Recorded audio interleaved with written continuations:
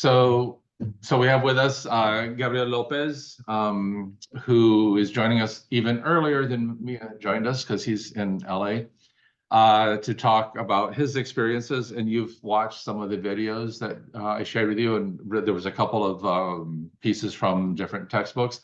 Also very cool that Father Boyle was honored with LA declaring May 25th Father Boyle Day. So that's cool. And Gabriel, here is my class, and we can have you Hello, uh, everyone. talk a little about your life and experiences and have some questions. Yes? Yeah, absolutely. Yeah, so are they familiar with the book Tattoos on the Heart? Was that part of their curriculum? There was I think the introduction from it was, Okay, okay. yeah, introduction and a Perfect, couple. perfect. All right, perfect. Well, in the book, Father Gray talks about going to the most dangerous and poorest parish at the time that suffered from the most poverty and violence, which was Dolores Mission Church, and he talks about the decade of death when the gang violence was at its all time peak, and Los Angeles was the center of of all the violence, and that's when I grew up. I grew up I was a teenager during that time, so I did grow up in East Los Angeles, and I grew up in a whole different time where kids were actually kids. There was no cell phones. There was no cameras everywhere. So we were just kids running around the streets, just having fun, riding bikes everywhere. And I would always stay out in the streets, and because at home there was a lot of violence going on. My father was a drug addict. He was strung out on heroin. Um, he was always constantly, beating my mother, beating us, and he was always out hustling, stealing. He'd have me and my brother go with him to the market to go steal for him so he could get drugs. And that was my life. It was not no a lot of stuff, a lot of bad stuff happened to me. He would leave me at different houses, and a lot of bad things would happen to me there as a little boy. And so I would go to school, and excuse me, I was sleep a lot in class. I was always sleeping in class because I was sleep deprived. And not only that, but I was very disrespectful with staff, with teachers, and I was a violent kid. I was always fighting in class. I was always fighting in the playground, and it wasn't that I was a bad kid. It was I was responding to the trauma that was being inflicted on me, and I had no outlet. So I remember I would always go to the office, and the staff would roll their eyes at me, and I always remember because the nurse was real nice to everybody. It was a real nice nurse, but to me, she didn't like me because I was labeled as a bad kid already, and I remember that would hurt my feelings and it would infuriate me more to be more bad, and but I remember the day in elementary school that it was an award ceremony, and I never got awards. But I remember this particular award ceremony. They called my name, and as a little boy, I always remember that day a lot because because everyone started clapping for me, and I remember the principal. Got to shake the principal's hand. He told me how proud he was of me, and I remember that day. I knew I wanted to be a good kid because I love that feeling, but my trauma would control my life, and it was too late already. And but I always try to be a good student. I started trying to be good. Um, my brother was 2 years older than me, so my mother would have us in baseball at the park. The park was my getaway. I was always at the park, playing baseball. I was a real good baseball player because I would always practice with my brother's team, and my sister's godparents were the coach and the team mother, and I would always every year I was playing baseball at the park. In the summers we would go to the park and go swimming every day. But I was always getting into trouble at the park too. I was breaking into the offices. I was doing graffiti on the walls, and I wasn't even a gang member yet. I was not even 10 years old. um, so my father would go to prison when I think I was 7 or 8, and then we went to go live at my grandpa's house. So at my grandpa's house, it was, you know how they have that stereotype about Mexican families where the whole family lives in one little house. That's how my grandpa's house was. It was my grandpa, two uncles, two aunts, like 5 cousins. Then my mom, myself, and my brother moved in. My sister came 10 years later. Um, and but I didn't have to walk in eggshells no more. Like there was no more no, there was still violence in that home, but it wasn't. My mom wasn't getting abused no more. I wasn't getting abused. Um, my brother wasn't getting abused. I mean, my mother would discipline us a lot, because I was a bad kid. I mean, I was labeled as a bad kid. I was always getting into trouble. So I don't know if you guys know about the the stereotype with Mexican families with the chancla. My mom was always hitting me with her chanclas, with the bells, and once my dad went to prison, my life was a lot more free. You know, I got to have a lot of fun. I was still getting into trouble. Me and my brother and my 5 cousins were out in the streets everywhere playing. Like there was a humongous ditch next to my house with a gang of trees and everything, and that was our playground. We knew everything about that place. We had clubhouses. We'd make motocross racetracks. We ride our bikes. We made big ramps. Always getting into trouble, but so that was my childhood in elementary. And my grandpa's house, my two uncles were gang members, and they were from the local gang. So my house was always being visited by all the gang members. Would always go to my grandpa's house and hang around right there. Um, the rival gangs would come and shoot at my grandpa's house, and I remember there was always a lot of drugs. I could always smell drugs all over the house. That was my childhood, smelling drugs, PCP and stuff like that, weed. Um, but to me, it was just normal, because the thing about my neighborhood is that all the gang were all different families from the same gang. So all my cousins they would say they're my cousins, and my uncles, they were all gang members. I mean, not the kids, not the cousins, but all the houses that I go to, the uncles or the dads or the moms or the aunts, they were all from the gang. So growing up, that's what I knew. And East LA is the gang capital of, I think, of probably of the United States of America. East Los Angeles is home to hundreds of gangs.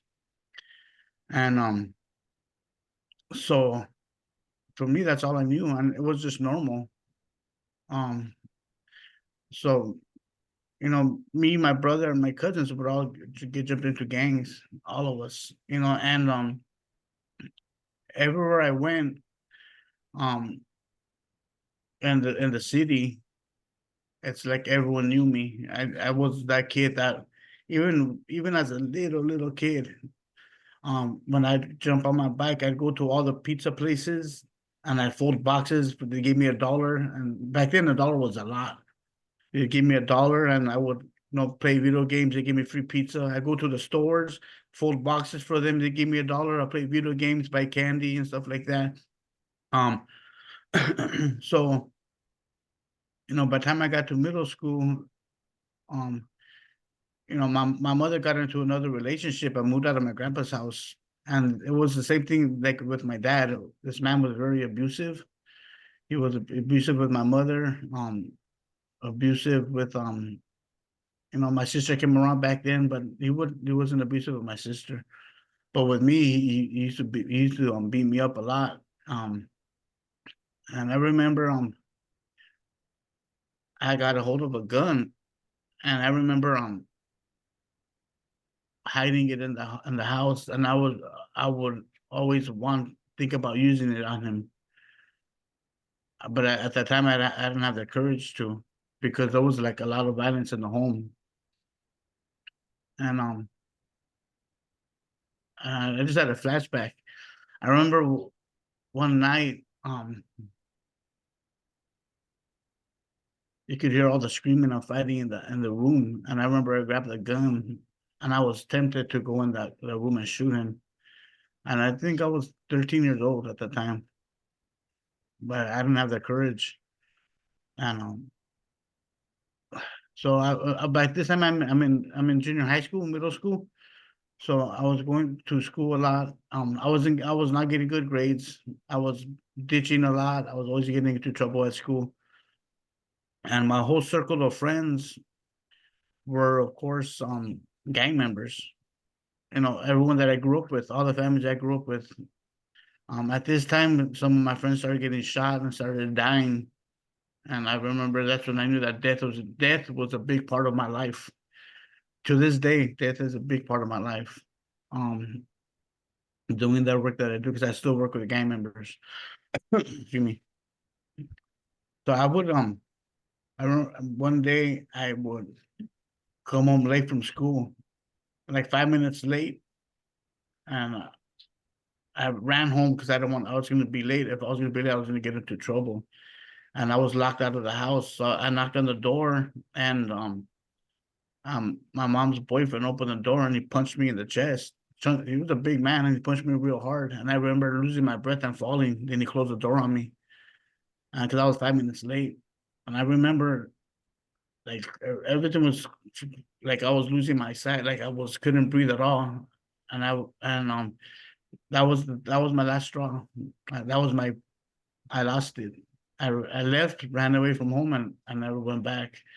Um, but I went to my grandpa's house down the street, and I remember those. A lot of my friends were running away at that time. A lot of my friends were runaways. I was 14 years old. There was probably like 10 of us, and we all take care of each other. We all took care of each other. We all fed each other. We used to make money. We used to steal cars, and we used to steal. We used to rob because it's not that we were bad. We're just trying to survive. You know, I was robbing people. I was stealing. I was selling drugs. Not because I was a bad person, because I ran away from home to get because I was getting abused, and I had to survive in the streets. Um, and I remember so one day we were in the circle drinking and smoking weed and having a good time. And that's when it hit me. I was like, you know what? I go jump me in the gang. I want to be from the gang now. And I remember I had to hide from my uncles because they didn't want me to get in. But so I got jumped in. And I got jumped in. My friends surrounded me and they beat me as hard as they could. And that's when I officially joined the gang. That moment, that decision would cause me to get shot 5 different times. I did over 10 years in prison. Um, I robbed my children of a father. I robbed my siblings of a brother. And I remember I started getting arrested a lot. I became very violent in the street. I was doing a lot of stuff for the gang. Um, and like I mentioned, a lot of my friends were dying. Like but before I was 19 years old, I got shot 4 different times. I got shot.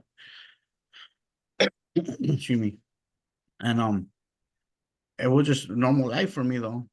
And then I would at this time I started talking to my mom again, but I was living at my grandpa's house, and I would bounce back and forth from my grandpa's house to my aunt's house. My aunt lived a block and a half away, and my aunt was from the gang too. So both my uncle's house, my grandpa's house, and my aunt's house were all hangouts for the gang. So that's all I knew. So my uncle taught me how to cook crack cocaine, how to cut it, how to bag it up, how to sell it, and you know, sometimes I look back and they tell me that I was raised wrong, that they taught me wrong. But the truth is that my uncles, they taught me perfectly well for that and about to survive in my environment, because that was all I knew, and that was just my life, and I had to survive by any means. Um, let's like let me find out real quick. Um, there's a theorist um called. Give me a second.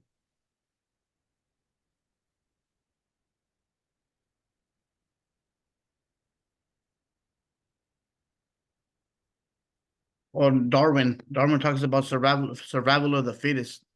And growing up in the streets, that's what that's what it was. You know what I mean? It's and I did a lot of things that I regretted, that I regret now. I heard a lot of people, and I should I I I destroyed a lot of families, you know, and at the time I didn't care because I couldn't care. I couldn't be weak. Once you're in the gang, you can't be weak. And so I remember I became an adult. I didn't really go to high school. I stopped really going to school in eighth grade. Um, that's when I just gave up. I'm gonna join the gang. And I remember I was going to juvenile hall a lot. I was getting arrested a lot. All the cops knew me. I was always getting into high car chases, running from the cops, because every time they see me, they know that I was up to no good. So I became an adult, and I started going to state prison, um, county jail. But I was institutionalized. Like I didn't mind being in prison. It didn't bother me at all. And LA County Jail is the most dangerous county jail in the United States of America. And to me, that was to me that was just like home. It was, I was a very, very well-known gang member from a very well-known gang. Thank you, babe. From a very well-known gang, and violence was in my nature. Violence. That's all. Ever since I was a kid, I grew up in a violent home. So the county jail was like a second home to me. There was a lot of us that would always be in there, from different gangs, and we'd network in there. We'd talk about, okay, when we get out, this is how we're gonna make money. This is what we're gonna do. And to me, it was just normal. I'd get out for a couple months. I couldn't last out. I couldn't last. Excuse me. I couldn't last in the streets because I would always have a warrant. I was on high control parole. So when I was released, I had 24 hours to report to my parole officer, but I never did. So I'd always go on the run, and it didn't bother me. I was institutionalized, like I said, being in.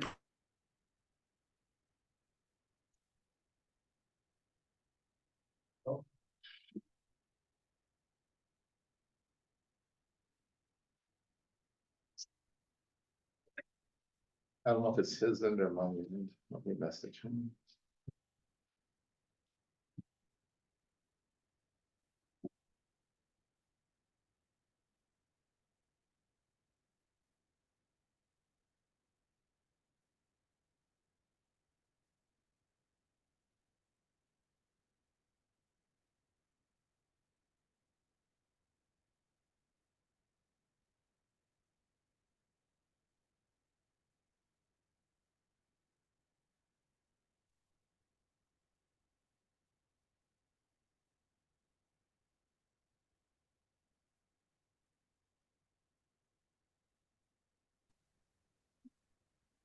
You can't get rid of me that easy.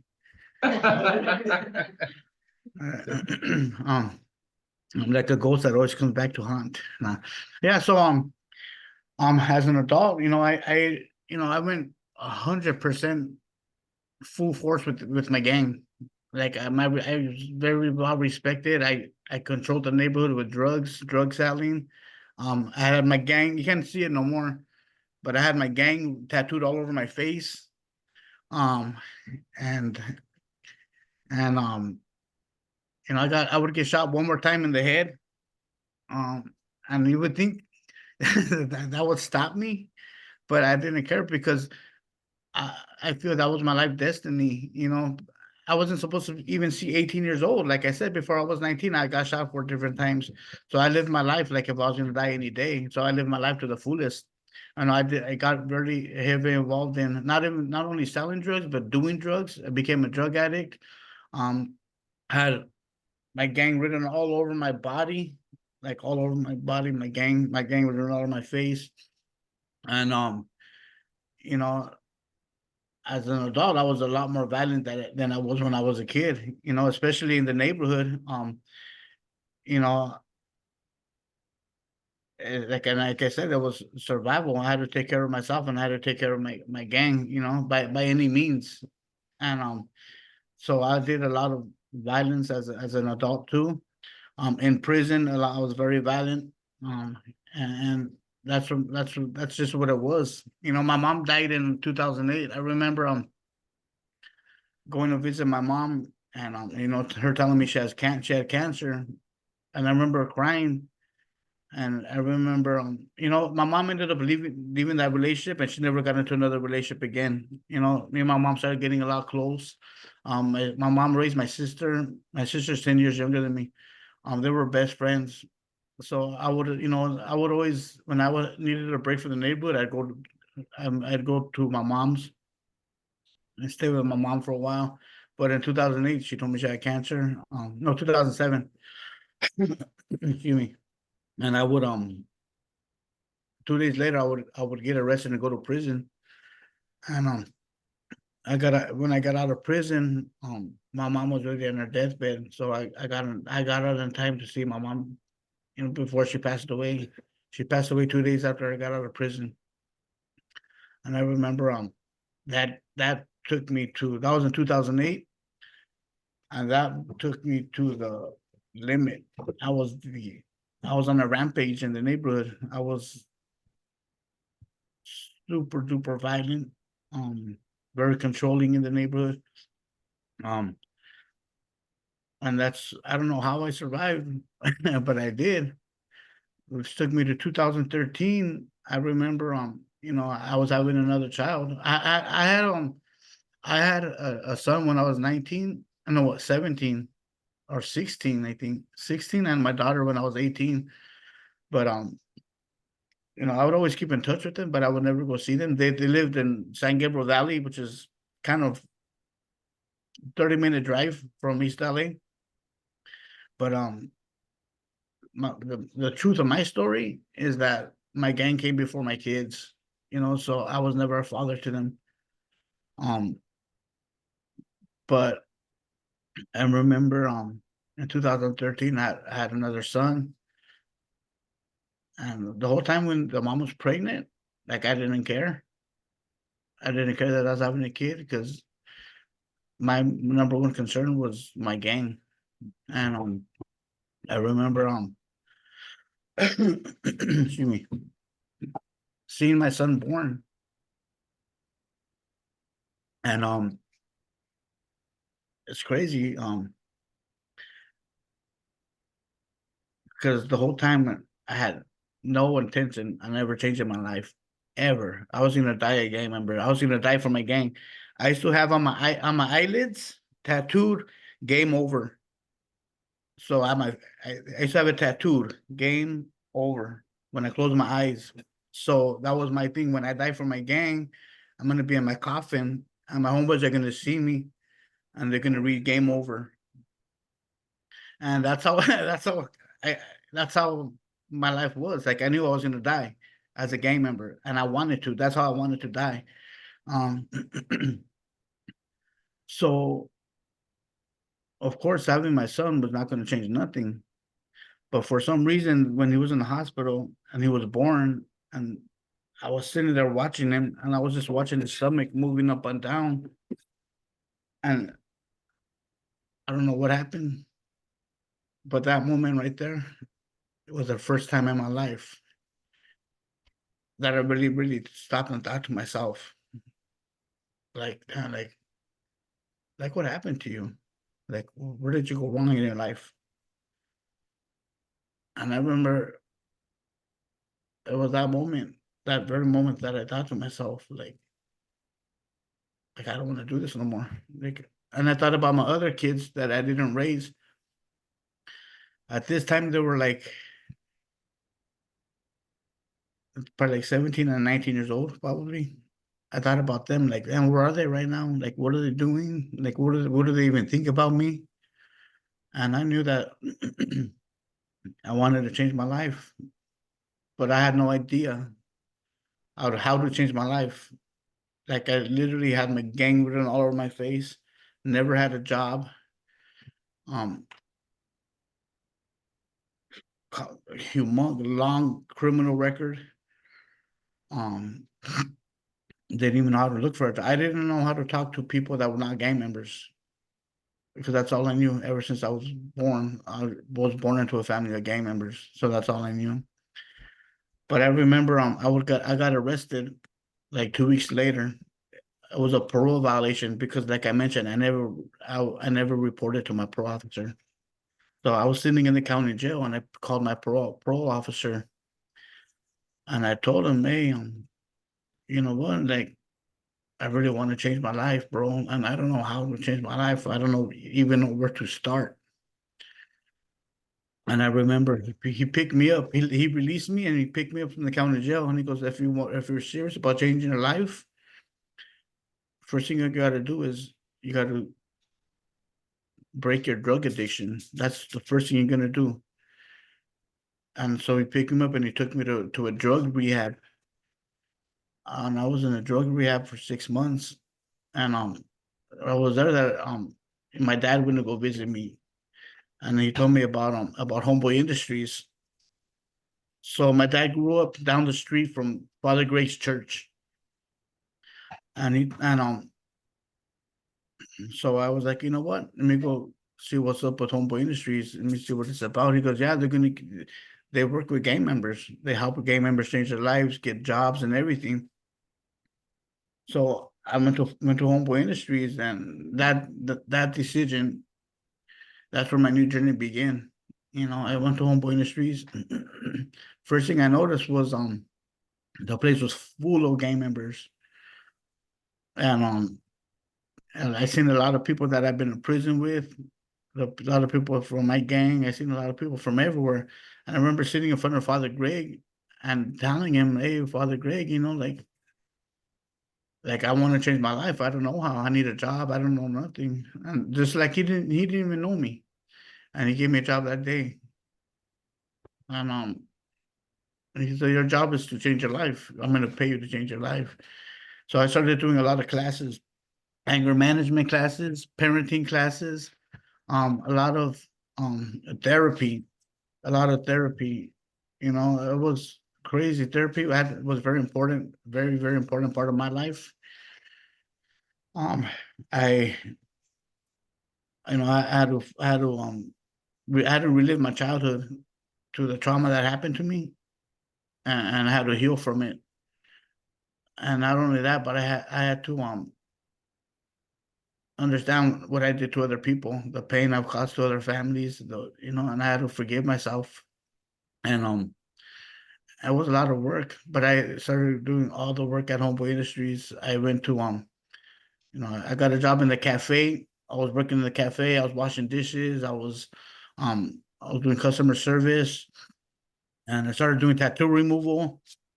Um, and I started finding myself to be happy. You know, I started being happy. I was sober. Um, I I ended up being I don't know. I started going to school. I went back to school, so I got my GED in the county jail when I was 19 years old. So I went back to school. I went to community college. I went to East Los Angeles College. um, and on the weekends I would go visit my son. Um, so I would watch him grow every weekend. I'd watch him grow. I met an amazing woman who would later on become my wife. And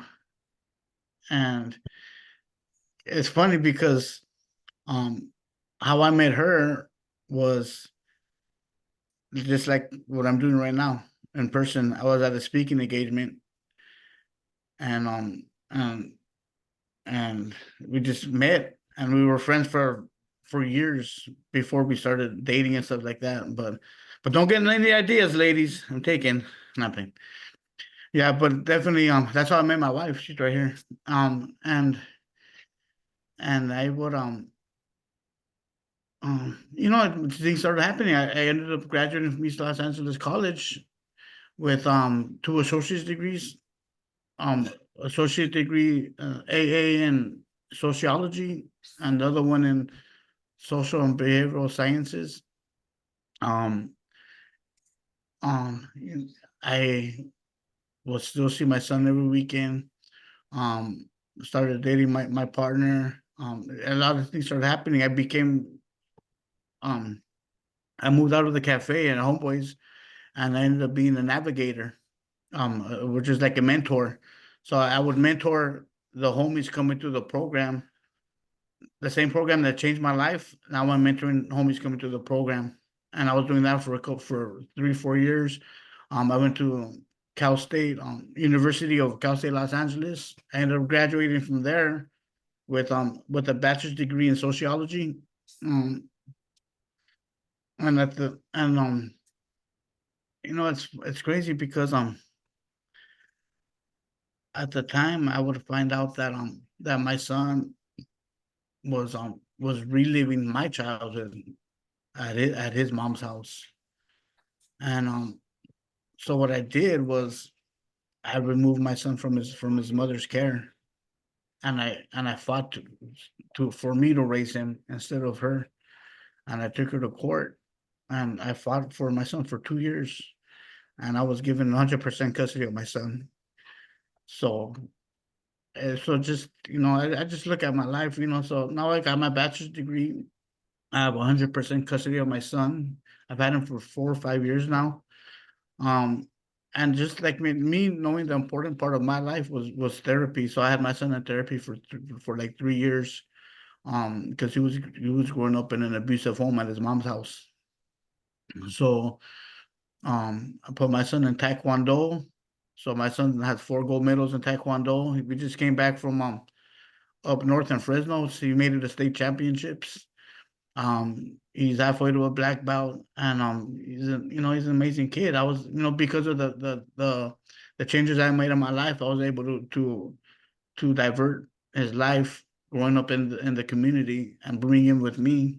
So I was able to not only break one cycle, but he's have kids one day, and now I'm teaching him how to father, how to be a man. And so I think that's pretty much my life in a nutshell. Thank you, Gabriel, for sharing your personal story. What about your relationship with your other adult children? Oh yeah. Oh yeah. So my daughter is she actually she has 2 master's degrees. So me and her got real close. It's a crazy story. Was my daughter's actually a licensed therapist. She got her MSW, and she's a licensed therapist. She's 28 years old now. We're real. She has my personality, so we're real close. We're real close, but at the beginning it was real hard because she had a lot of resentments against me, because a lot of empty promises. A lot of empty promises. I would write her from prison all the time, telling her that I'm gonna go visit you when I get out, but I would never go. I missed birthday parties, everything. So for at the beginning, it was very hard for me to build a relationship with her, because she had a wall up, and she thought I was gonna go back to prison all the time.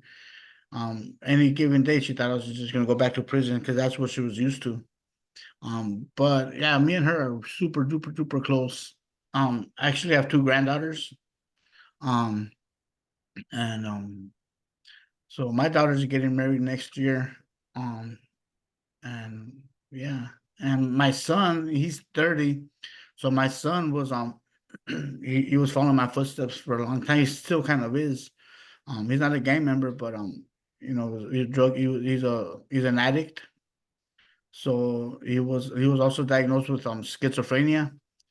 So his addiction would take him to the streets where he would choose to be homeless, and he would so he just got out of county. He was in the county jail for I think 7 months. He just got out recently, last week, and they put him in a drug rehab. So, but he has so much potential because I put him through Homeboys. I put him through solar panel classes. He was making $57 an hour, and he was sober for like 2 years. And he had his own house, he had his own apartment, had his car, he had everything before he relapsed, and he lost it all. But I mean, we don't give up. Especially to me, I understand what it's like to be an addict. So yeah. Questions from you all for Gabriel? Yeah. Yeah, I have a question about like quitting being in a gang. Was it really hard? And was the gang after you for that, or they just accepted your decision? Did you hear Gabriel? No, I didn't hear. About quitting the gang and how, if it was difficult, and how the gang reacted to you quitting. Well, I was just there yesterday at a family party. I mean, I don't gangbang. I'm not an active gang member, but I still talk to everybody. I still talk to everybody. Like I get all the kids that it's crazy. It's you talk about my gang is very, very, very, very old gang in East Los Angeles, very traditional. So like I mentioned, there's a lot of families. So all the kids that just like I was me, like I mentioned in my story, when I was a kid, there was a lot of kids that ran around together. We were all friends. All of our families were friends, and we would all of us grew up to be from the gang. So it's the next generation, then the next generation. So a lot of kids that I seen since I've known them since they were babies, now they're from the gang. So I work with a lot of them. I get them jobs. My friends that are my friends that I grew up with, my friends that are still alive, I get them if they need to go to a drug rehab, I help them get into a drug rehab. If they want jobs, I try to get them jobs, tattoo removal. I do a lot of stuff, but I still talk to everybody. My friends that are in prison, I still talk to them. Um, but it was hard. The hard part for me was um when I changed my life was that um you know just to be a normal person because I my whole life I created my identity and as that gang member, the feared person that everyone feared, and then just to be a regular person, that was very weird. Especially when I started seeing my tattoos fade from my face. It was it was very weird for me. But yeah, to answer that question, I walked away from I never walked away from my gang. I walked away from from the gang lifestyle. I walked away from the gang banging. I walked away from illegal anything illegal, but I still provide services to people from my gang. I still talk to everybody. I'm still very well respected. Like no, there's no one. I've never heard nothing bad about me. I've never heard no one um with any bad intent talking about me. Like everyone's proud of me, and I still provide services to my family. I mean, to my neighborhood, but it's not only my neighborhood. Like I work. Oh yeah, so at Homeboy Industries today, I'm a I work with youth. I work with teenagers. I'm 14 to 18 years old. Kids that are gang members, kids that are on probation, kids that grew up in foster care system, kids that get kicked out of public schools. So I'm a senior case manager. So I spend my life advocating for gang members, advocating for youth. I'm always in courts. I know a lot of judges, district attorneys, public defenders, social workers, and I'm always at courts. At least twice a week I'm in court. I'm in courtrooms, advocating for teenage gang members, from all gangs, not just from where I grew up at.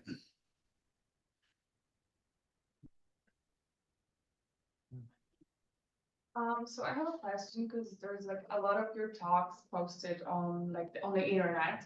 And have you ever encountered like some mean comments that you don't deserve a better life for what you've done and Oh so yeah, on? all the time. It don't bother me. I look at it like, gang members are one of the biggest stigmatized populations there is. And I believe that the media, I mean, the media is used to brainwash people and to label gang members. Because when you hear about gang members on the news, in the media, movies, the first word you hear is rapist or rapist, and we're against that. That's not true. The gangs are against rapists. We're against rape. Anyone that hurts kids, we're against that. Um, but people it's put in society's heads consistently, rapist, um, monsters, animals. Um, so people tend to believe it. But the truth is that I mentioned when I got jumped into my gang, right? I was running away from being abused, and I had to survive. Um, so when a kid gets jumped into a gang, like I mentioned, my friends beat me. A kid lets their friends beat him or her, um, very, very, very, very violently, bad, to prove that they're loyal to the gang, to prove that they could take a beating if any rival gangs come, if that they have what it takes. Knowing the consequences, knowing that once I'm in a gang, now I could die. I could die. I'm gonna end up going to prison most likely, but they still make a decision to join the gang. So something's not right there for a 14-year-old boy to accept death as his future. So um something's not right either mentally or emotionally. Something's went on in this kid's life to want to join a gang. Like Father Greg says, there's no such thing as a hopeful gang member.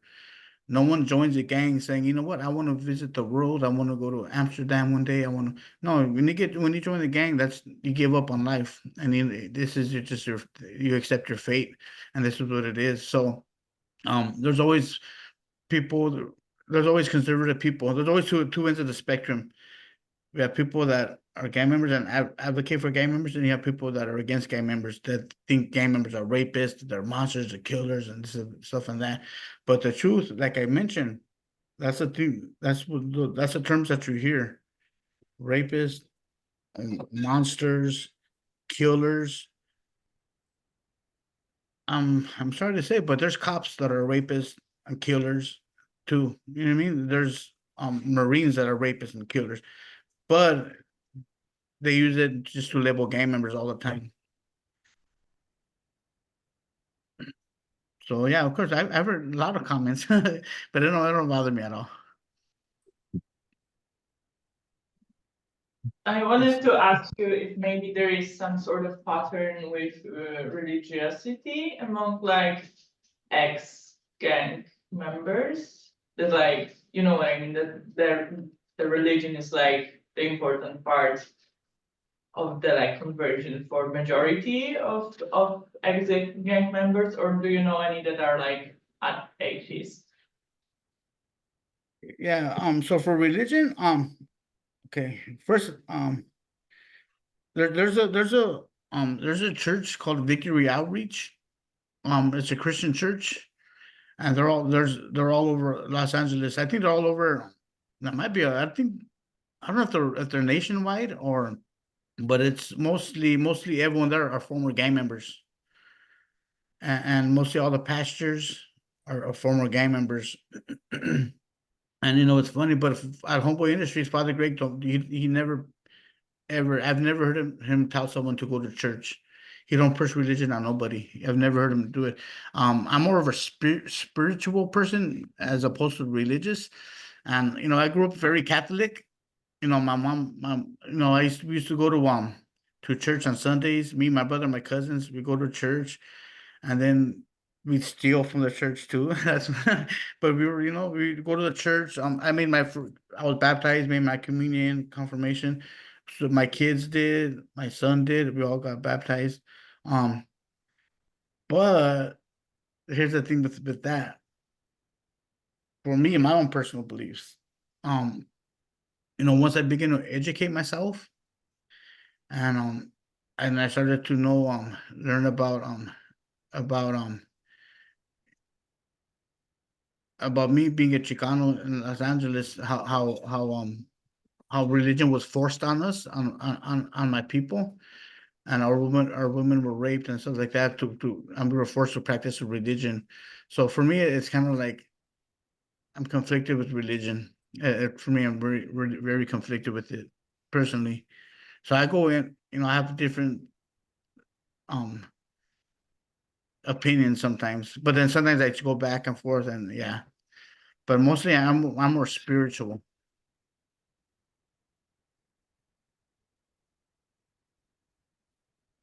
Yeah. How was the pain from removing the tattoos from like on a scale of 1 to 10? Because I mean, I don't have any. 100, 100, very extremely painful. It's a laser that's just like burning your. It's like when you're cooking bacon and you get popped by the oil. It's like that nonstop, constantly. Yeah, especially on my eyelids my eyelids were real bad, but it was my face. Yeah, it was very extremely painful. Because I also did my hands too. I used to have my hands covered too.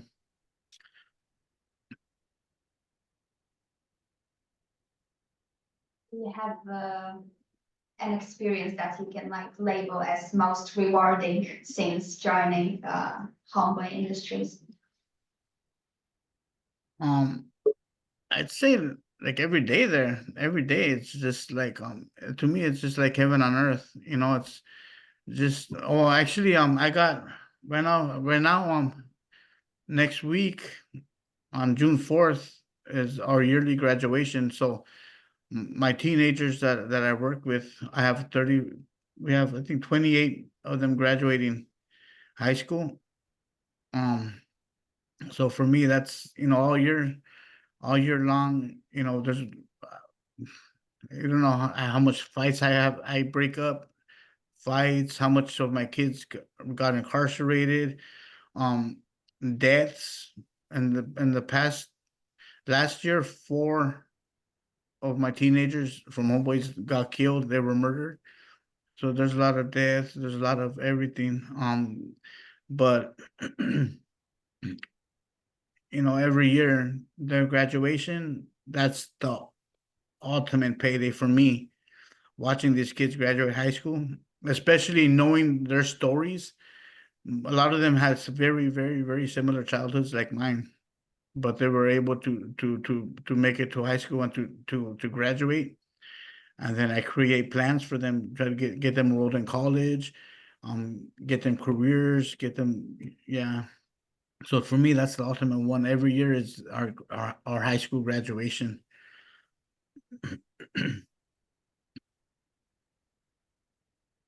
Questions for Gabriel? I also wanted to ask you about like, if it's not too private for you, how did it go for you with managing addiction? Because basically you said, like, I watched Professor Richard linked like your speech, and you said basically that like you were talking about how you were like since your mother's death you were thinking about like changing your life kind of, but it took you like a few more tries to actually do it. Yeah, yeah, And like you didn't say much there about like the drug addiction part, which is yeah, like I don't know, but like one of the hardest part of. yeah. Well, I mean that's how like I mentioned, like since I was a kid, drugs were a big part of my life. I was taught by my uncle how to cook crack cocaine, how to sell it, how to cut it up. Um, and like I mentioned, I never had a job, too. So for me, selling drugs was, to me, it was very easy, especially because I controlled the I mean, I had a lot of power in the community, so only certain people were allowed to sell drugs in the community, and I enforced that not just anybody could sell drugs. So it was very it was very economical for me. And the using drugs, I was an addict. I used to I was hooked on heroin and meth. I used to slam it with a syringe every single day when I was out and in prison. But that's how strong not only the addiction, drug addiction, but the lifestyle. The lifestyle of a gang member is it's an addiction as well. So I remember when my mom died, I promised her that I was going to change my life, that I was going to get sober, and I was going to walk away from the gang, and I was going to get a job. But I went right back to the lifestyle. I lied to my mom on her deathbed. That's how strong, my addiction was. And I ended up going to prison 2 months after my mom died. I went back to prison. So yeah, but I think not doing drugs was the easy part, but the therapy and relieving my childhood trauma was a hard part. Thank you. Any other questions for Gabriel?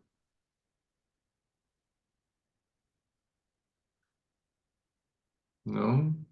I mean, I have one, if it's not also too personal, and I don't know, about your tongue.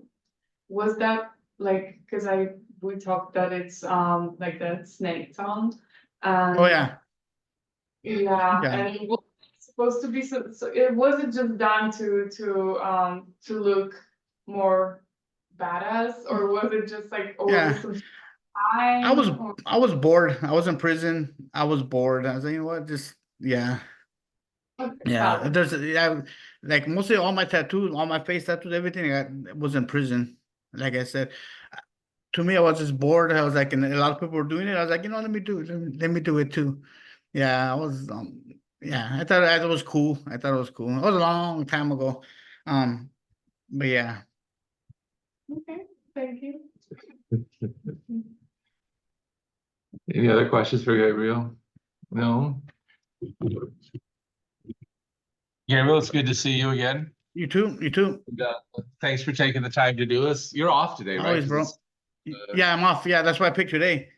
Yeah, so Yeah. it's I don't even know what holiday it is. All I know is I have off. I think it's Memorial Day or Labor Day, one of them two. Memorial Day.